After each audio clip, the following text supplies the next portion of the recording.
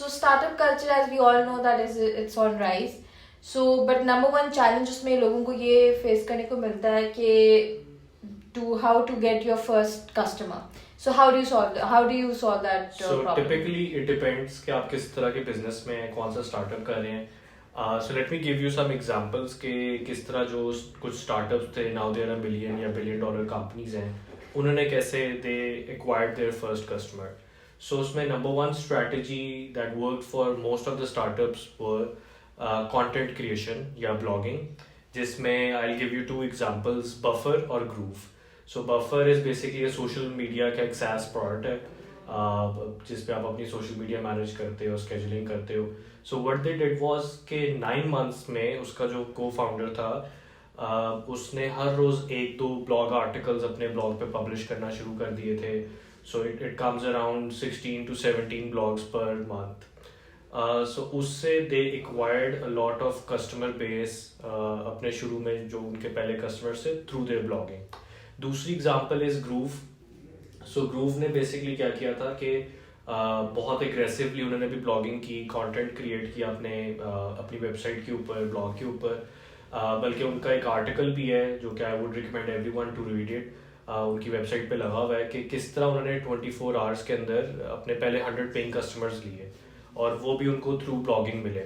So I think first tip would be कि every business, आप किसी में भी हैं, आप चाहे ई कॉमर्स में हैं, स्टार्टअप में हैं, B2B में हैं, B2C में हैं, whatever you are into, अगर वो टेक से रिलेट करती है इन सम एंगल, तो blogging is one of the biggest strategies या की टेक अवे है. सो दूसरी स्ट्रैटेजी जो है that is basically it's called brute forcing. इसमें एग्जांपल्स हैं हमारे पास अलीबाबा, टिंडर और एयरबीएनबी की. सो अलीबाबा क्योंकि he was an English teacher और ये पहला प्लेटफॉर्म था चाइना पे, तब बहुत ज़्यादा लोग टेक सेवी भी नहीं थे, ई कॉमर्स भी इतना राइज पे नहीं था. So what he did was वो एक 1-on-1 फैक्ट्रीज के पास जाता था, खुद जाके अपना प्रोडक्ट दिखाता था. अलीबाबा और एक और प्रोडक्ट था उनका और वो सेल करता था, साइन अप करवाता था. और स्पेशली उन लोग जो जिनके अकाउंट ईबे पे बना होता था चाइनीज कंपनीज के, उनको कहता था कि आप अलीबाबा पे शिफ्ट हुए. सो वो ब्रूट फोर्सिंग इस टेक्निक को कहते हैं. इसी तरह टिंडर की स्ट्रैटेजी बहुत मज़ेदार थी, जिसमें उनकी CMO थी, मार्केटिंग जो हेड थी, उसने क्या किया, वो डिफरेंट यूनिवर्सिटीज़ में जाती थी और जिस तरह आप किसी एक यूनिवर्सिटी में गए और पहले वो गर्ल्स वाले सेक्शन में जाती थी, उस सोनोरिटी में जाती थी और सारों को कहती थी आप टिंडर को साइन अप कर ले, ज़बरदस्ती करवाती थी वो अपने. उसके बाद वो बॉयज़ वाले सेक्शन पे जाते थे और फिर बॉयज़ से वो साइन अप कराते थे. तो जब आप वो टिंडर पे ऐप यूज़ करते हो तो आपकी लोकेलिटी के इर्द गिर्द उनका एल्गोरिदम बना होता है. सो वो आपके ही कैंपस के लोग आपको नज़र आ रहे हैं. सो ये उनकी एक मार्केटिंग स्ट्रैटेजी थी. सो 5K जब उन्होंने स्ट्रेटेजी अप्लाई की, उनके 5K कस्टमर्स थे, साइनअप्स थे.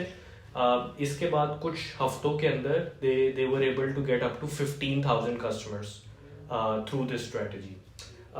इसी तरह एक और एग्जांपल ब्रूट फोर्सिंग की इज एयरबीएनबी. सो एयरबीएनबी ने क्या किया था कि न्यूयॉर्क के अंदर, so New York is considered as जहाँ पे tourism, hotel industry is very expensive.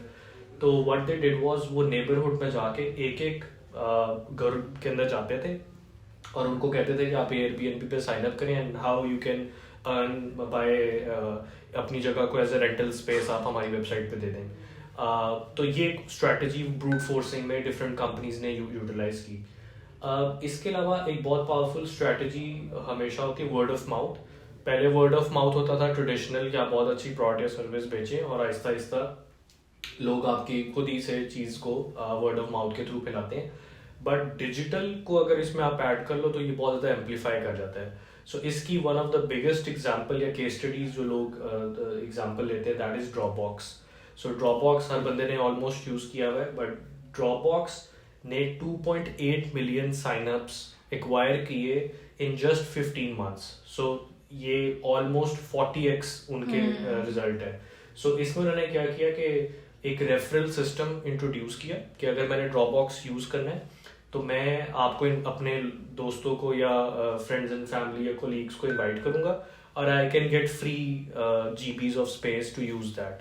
तो लोग फ्री GB लेने के लिए अपने दोस्तों को इनवाइट करते थे. उस इनवाइट के थ्रू इसी तरह की एक और स्ट्रैटेजी वर्ड ऑफ माउथ की हॉटमेल ने यूज़ की।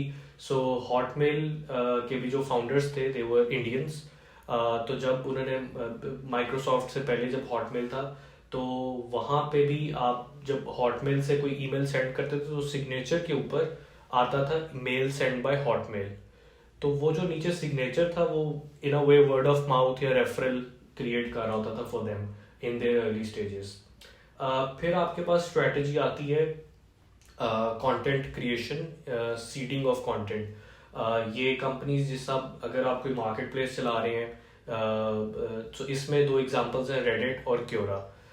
ये दोनों मार्केट प्लेस हैं जहाँ पे लोग अपना कंटेंट खुद देते हैं, बनाते हैं। तो एक बहुत बड़ा ऐसी मार्केट प्लेस में इशू आता है एग एंड चिकन प्रॉब्लम, कि अगर कस्टमर आ रहा है और उसको कुछ मिल नहीं रहा, या आपका दूसरा वेंडर है और उसको कुछ कस्टमर नहीं मिल रहा, तो वो कभी भी मार्केट प्लेस काम ही नहीं करती। सो इन दो कंपनीज ने क्या किया, रेडिट ने और क्योरा ने, अर्ली टाइम के ऊपर, क्योंकि अगर ट्रैफिक आ रही है और कोई कंटेंट ही नहीं है उनकी वेबसाइट पे तो वो यूजलेस वेबसाइट है।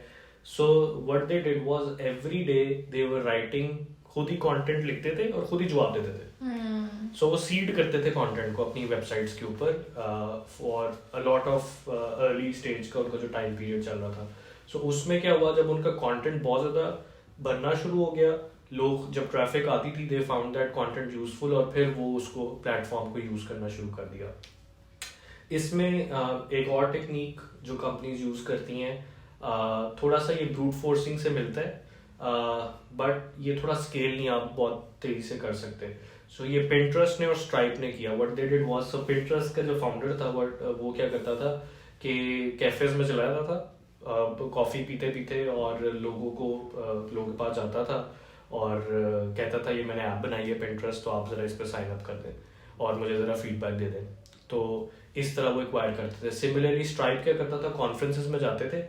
अब उनको पता है कॉन्फ्रेंसेस में उनकी आइडियल ऑडियंस आई होगी, जो जिनको पेमेंट गेटवेज चाहिए, वो वहाँ जाते थे और वहाँ बैठ के साइन अप करा के आते थे उस बंदे से।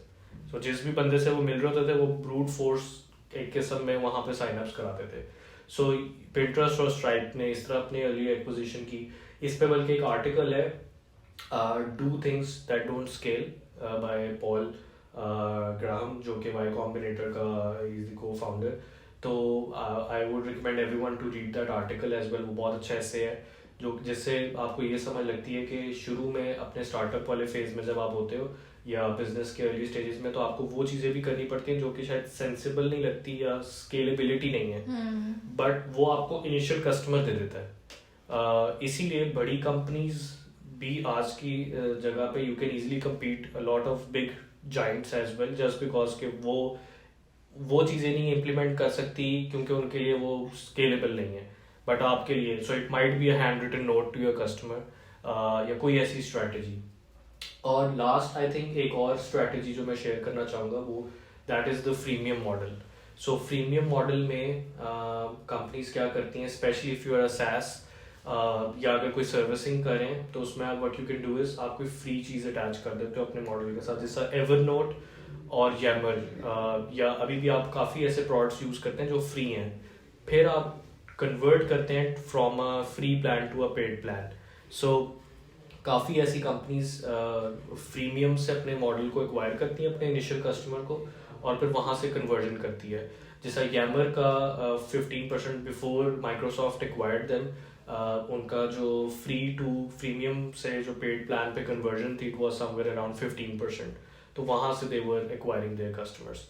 सो I think these are some of the strategies जो हम एज ए इंस्पिरेशन ले सकते हैं फॉर आवर स्टार्टअप्स के, अगर स्पेशली अगर आप सैस में हैं या टेक में हैं या ई कॉमर्स में हैं, इट डजेंट मैटर, आप देखें कि आपके लिए स्ट्रैटेजी कैसे अप्लाई हो रही है, उस स्ट्रैटेजी को अप्लाई करें अपने बिजनेस के लिए।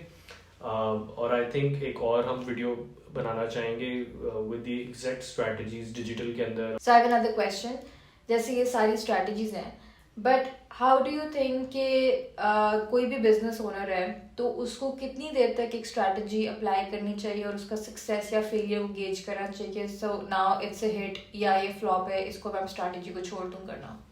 देखें, इसमें तो स्ट्रैटेजी का जो एक पैरामीटर होना चाहिए that should be number based. Not something कि जी गौहर ने ये बताया या मैंने ये सोचा. So everything should be attach to a number. और उसको एक टाइम पीरियड आप अटैच कर लें. कुछ जगहों पे उस स्ट्रैटेजी को वर्क करने में कंसिस्टेंसी चाहिए होती है. और कुछ जगहों पे numbers start speaking for themselves. So आप देखें कि अगर आप कंसिस्टेंटली ये काम कर रहे हैं और उस पर शायद अभी 3 महीने कोई रिजल्ट नहीं आ रहा बट चौथे महीने आना शुरू हो जाता है, तो वो कंसिस्टेंसी है. और दूसरा तरीका क्या होता है कि यू गेज थ्रू नंबर्स या बेंचमार्क्स के दूसरे लोगों के लिए स्ट्रैटेजी कैसे काम कर रही थी, और अर्ली ऑन यू एक्सपेरिमेंट कि अच्छा क्या ये मेरे लिए स्ट्रैटेजी ठीक भी है कि नहीं है, या मैं अपना टाइम वेस्ट कर रहा हूँ इस पर. But give it some time period, give it consistency, measure करें. But again it should not be an emotional decision, it should be number based decision कि नंबर्स क्या बता रहे हैं. और उस तरीके से स्ट्रैटेजी को उतना लंबा prolong. So there is no hard and fast rule. आपको you have to test and try. So इस पे हम एक और I think detailed video I think comments के accordingly हम बनाएंगे कि लोग And I किस think तरह people क्या can देखना share चाह रहे हैं. the topics that they want us Yes, to of course. speak And on. then I think we can talk about it. So it was lovely talking to you and Thank you. hope to do it again.